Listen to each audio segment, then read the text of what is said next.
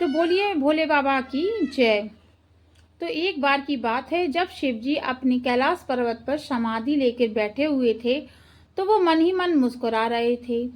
तो पार्वती माँ वहां से गुजरी और उन्होंने देखा कि ये भोलेनाथ जो प्राणनाथ हैं, वो मन ही मन मुस्कुरा रहे हैं। तो उन्होंने पास आकर भोलेनाथ से पूछा कि आप ये मुस्कुरा क्यों रहे हैं। उन्होंने मुस्कुराने का कारण पूछा। तो शिव जी बताने लगे कि मैं जब मनन कर रहा था, ध्यान मग्न था, तो मैंने देखा कि मृत्यु लोक में यानी कि धरती लोक में एक मेरा जो भक्त है, वो मेरी भक्ति करता है, और उसकी जो पत्नी है, उसको हमेशा वो ताने मारती रहती है कि तुम शिव भक्ति में लगे रहते हो, शिव भक्ति से अपना गुजारा नहीं होगा और हमें उसके लिए मेहनत करनी पड़ेगी, कुछ कोई काम करना पड़ेगा।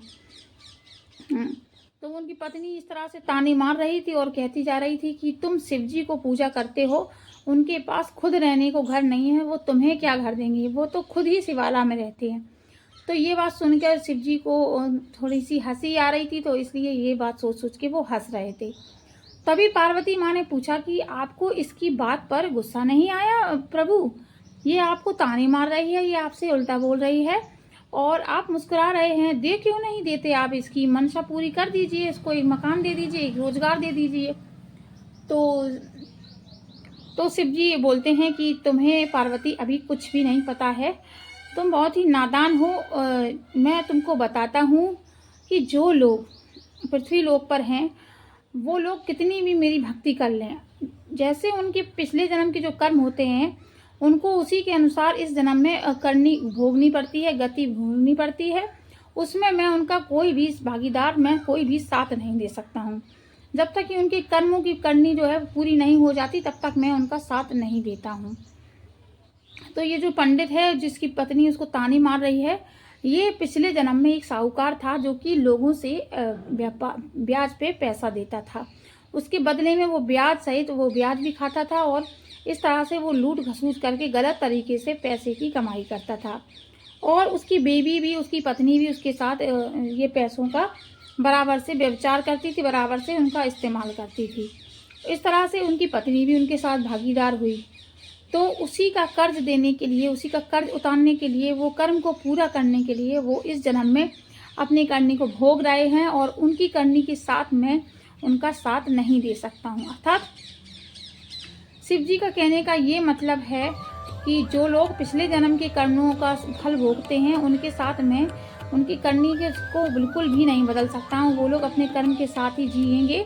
और लोग कहने लगते हैं कि लो शिव जी नहीं आए, शिव जी नहीं आए, तो शिव जी का कहने का यही अर्थात है, कितना भी मेरा जल से आप वो कर लीजिएगा, मुझे पूजा कर लीजिए, जल से जल ढाल लीजिए, लेकिन मैं सभी साथ दूंगा जब आप अपने कर्म योगों से मुक्त हो जाएंगे, आपको मुक्ति मिल जाएगी।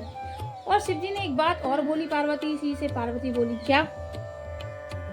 कि जो लोग बुरे कलयुग में, जैसा जैसा कलयुग आता रहेगा, तो वैसे वैसे लोग भगवान से जो है भक्ति श्रद्धा अलग करते जाएंगे, दूर होते जाएंगे। और जो लोग कलयुग में बुरे से बुरे समय में भी मुझको नहीं भूलेंगे, मुझको हमेशा याद रखेंगे, मेरी आस्था पे भरोसा करेंगे और यकीन डगमगाएगा नहीं उनका, मैं उनके साथ कलयुग में भी साथ खड़ा रहूंगा और उन्हीं लोगों को कलयुग से मुक्ति मिलेगी। बाकी के जो लोग हैं, नास्तिक लोग हैं, उनको तो उनके कर्मों के अनुसार उनको सजा मिलेगी, या फिर अच्छाई या फिर फल मिलेगा। लेकिन जो लोग कलयुग में मेरे साथ जुड़े रहेंगे, मन से बुरे समय में भी मुझको याद करेंगे, बुरे समय में भी मेरा स्मरण करेंगे, मैं उनका साथ देने कलयुग में भी आऊँगा। तो इस तरह से जो शिव जी ने पार्वती जी से बोला है, वही आज स्थिति हो गई है कि कलयुग में जो लोग, पहली बात तो लोगों की आस्था ही खत्म होती जा रही है।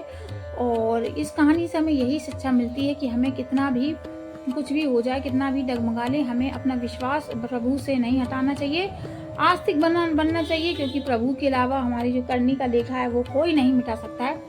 तो शिव भोले पर विश्वास करिए। और ये कथा जो थी वो आज यहीं समाप्त हो गई। आशा है कि आपको मेरी जो प्रेरणा है, मेरी जो बात है, वो समझ में आ गई होगी। अगर आपको ये कथा अच्छी लगी हो तो प्लीज़ वीडियो को फुल वॉच करते हुए जाइएगा। कमेंट में हर हर महादेव जरूर लिखें। आप सभी को गुरु पूर्णिमा की ढेर सारी शुभकामनाएं और लेते हैं विदा।